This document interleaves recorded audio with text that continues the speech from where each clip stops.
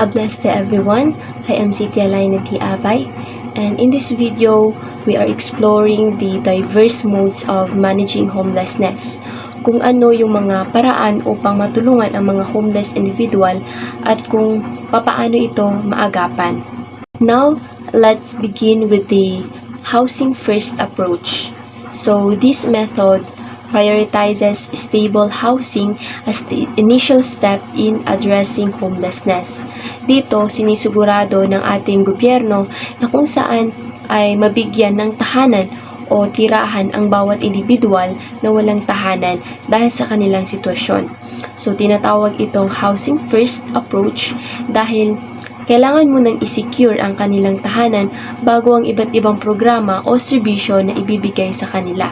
And of course, isa ito sa mga layunin ng ating mga social workers and social welfare agencies.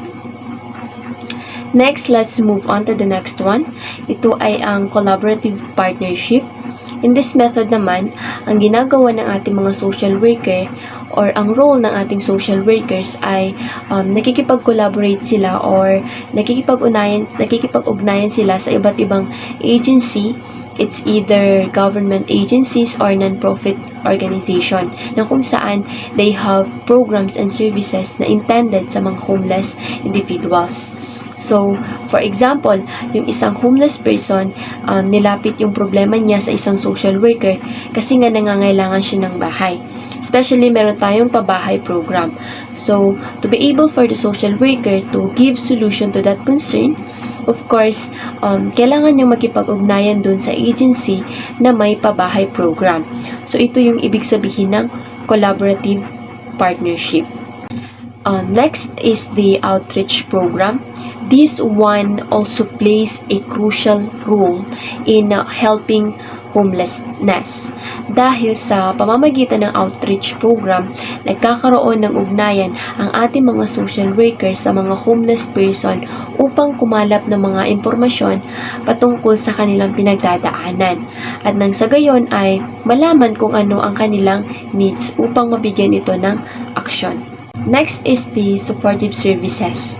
Mahalaga din itong method in addressing the problem of every homeless person sapagkat layunin nito na makapagbigay ng mga services, specifically mental health support, substance abuse treatment at marami pang iba.